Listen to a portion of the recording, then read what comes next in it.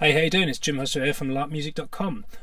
So today I am messing around with a funk track, and I am working with a few samples, in specific a break, and I just thought it'd be interesting to do a quick tutorial or post on how to manipulate breaks or samples in Logic.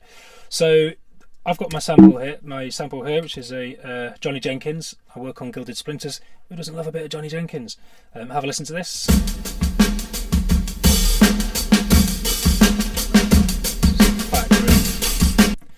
So I've got that. I don't want it all, I just want a small sample. So first thing I need to have a look at is what is a nice loopable sample. Now, important point to note here is you need to kind of have a basic understanding of how you count music, tempos and time signatures. So this piece of music is counted in 4. There's 4 beats or measures in every bar. 1, 2, 3, 4. 1, 2, 3, 4. Just how you count it. So it's in 4/4. Most breaks you ever work with, or most samples, pop music samples, will probably be in 4/4. But if you're working with some mad jazz, it's going to get crazy, and you'll probably get well out of 4/4s into 5/4s and 7/8s. If that's the case, God help you. I'm not going to do talk in any detail about tempos and things. There's loads of stuff on YouTube, so have a look. But I know it's in 4/4, and I now want to identify, a small part of that I want to loop. So the first 2 bars are working pretty well. 1, 2, 3, 4.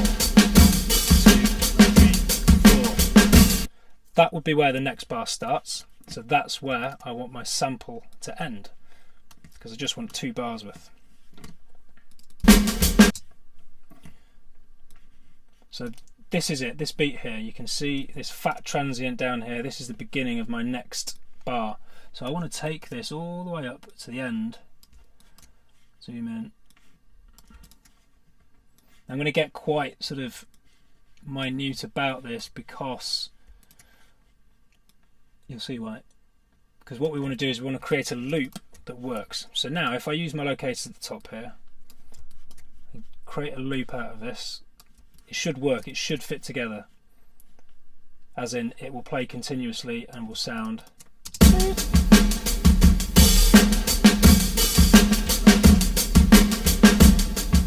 See that? Works great. If you get out too early, or then it won't work. It won't work as a break. It will feel disjointed. Listen to this.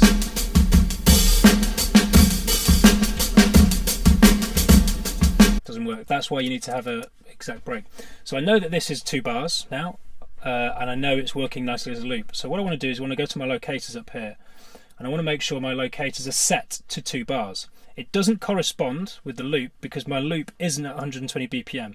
Your locator, or your bar indicator here at the top, is based on what your tempo is here. This loop is a set tempo. We don't know what tempo this is. So what I need to do now is work out what tempo that is. How do I do that? Piece of cake. I've got 2 bars here. This is a 2-bar loop, so my indicator has to reflect that 2 bars. And then I'm going to go up to here.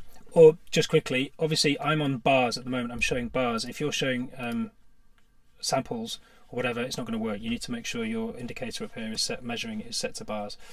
Then I'm going to go to edit, I'm going to click tempo, adjust tempo using region, length and locators. Press that, do it globally, boom. It's detected my tempo here, 85.7881, whatever.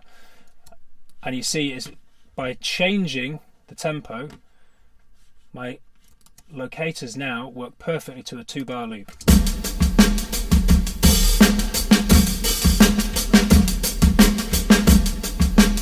So rather than messing around with sort of half bars or whatever, I've got exactly tempo here that I want to work with. So now, what if I want to slow that down or speed it up? First of all, that's already on. I click on my time stretching.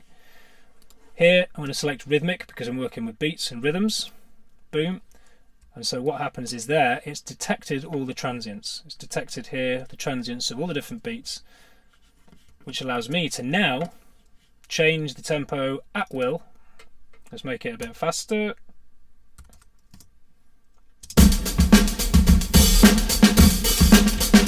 Yeah. I could even make it slower if I want, but I don't know why I'd do that. there are limits as to what Logic can actually do when you start slowing down and speeding stuff up. If it's around 85, so up to 110 is good, but if I start going up to 150, that's alright. It sounds worse when it slows down.